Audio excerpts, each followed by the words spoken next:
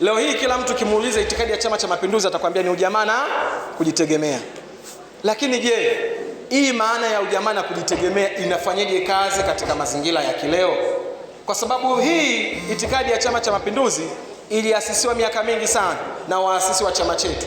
Walipokijenga chama hiki walikijengea imani kwamba imani yetu sisi Chama cha Mapinduzi ni ujamaa na kujitegemea.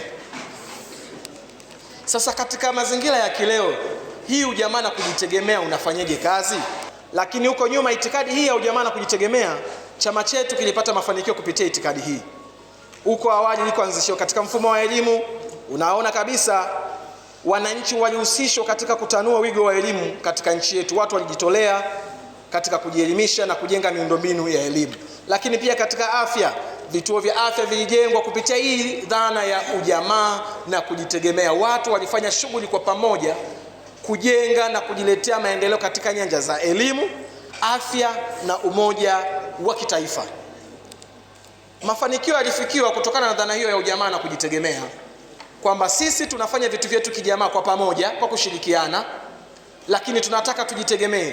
Kwa sababu dhana hii ya ujamaa na kujitegemea iliasisiwa baada ya uhuru. Tanganyika lilikuwa ni taifa jipya, taifa changa.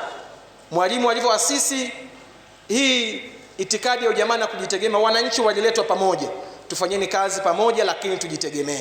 Licha mabadiliko ya mfumo wa uchumi na uwepo wa vyama vingi, CCM bado inaendelea kutekeleza itikadi yake kupitia uwekezaji mkubwa katika elimu, uboreshaji wa sekta ya afya, ujenzi wa reli za kisasa SGR, mradi wa bwawa Mwalimu Nyerere na miradi mingine mikubwa ya aina hiyo. Unaweza kuona serikali inawekeza sana katika miundombinu mbalimbali. Kwa nini serikali hiyo inawekeza katika miundombinu mbalimbali? Ni katika kurejea katika itikadi yake ya Chama cha Mapinduzi, ujamaa na kujitegemea. Taifa letu bado linaendelea kupambana ili tuweze kujitegemea katika nyanja mbalimbali, hasa kiuchumi. Marais wengi wamepita, lakini kazi kubwa waliokuwa wanaifanya ni kuhakikisha nchi yetu inapata uhuru wa kiuchumi.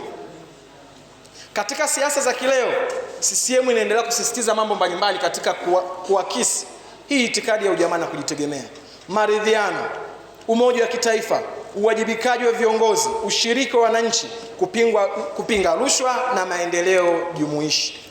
Unaweza kujiuliza mambo haya yanahusiana vipi na ujamaa na kujitegemea? Ndugu viongozi, taifa letu tunahitaji tufike pahala tujitegemee. Hatuwezi kufika pahala tukajitegemea kama hatuna maridhiano ya pamoja. Na ndio maana Mheshimiwa Rais Dr. Samia Suluhu Hassan alikuja na fora mara tu baada ya kuingia madarakani. Hatuwezi kufikia pahala pa kujitegemea kama hatuna umoja wa kitaifa. Hatuwezi kufika pahala tukajitegemea kama ninyi viongozi hamna uwajibikaji. Hatuwezi kufika pahala tukajitegemea kama hatuwashirikishi wananchi, kama hatupingi rushwa, kama hatuakisi kufikia maendeleo jumuishi. Ndugu viongozi, pamoja na mafanikio haya hatuwezi kujificha kwamba hatuna changamoto.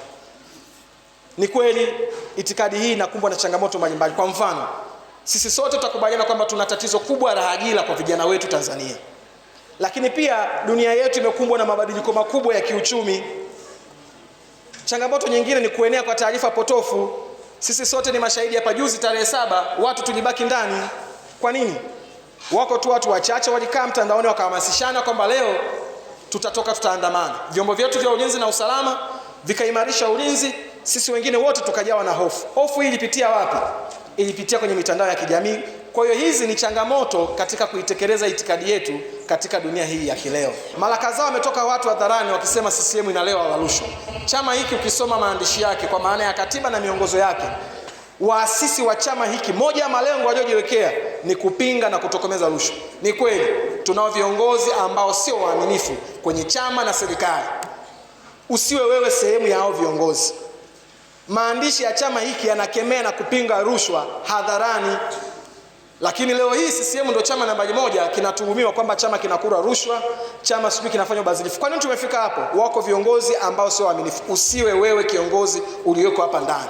Nenda kawe mwadilifu, nenda kawe mwaminifu. Lakini pia tunaweza kuisaidia itikadi hii ikasogea mbele tukaitekeleza kwa umakini. Tutumie teknolojia katika utoaji huduma. Leo hii mimi naweza nikatoa ujumbe hapo ukafika duniani kote kutumia teknolojia. Wana CCM na viongozi kwa ujumla tusibaki nyuma katika kutumia mitandao ya kijamii na teknolojia nyingine, ili tuweze kuwafikia tunaowakusudia. Lakini pia kushirikisha wananchi katika kupanga na kutekeleza maendeleo. Wewe kama kiongozi unaweza kuwa na vipaumbele vyako katika watu unaowaongoza. Vipaumbele hivyo havina maana yoyote visipowashirikisha wale unaowaongoza. Kaeni kwa pamoja, jadilianeni, mupange vipaumbele kwa pamoja. Kwa namna hiyo tunaweza tukaitekeleza itikadi na imani ya Chama cha Mapinduzi.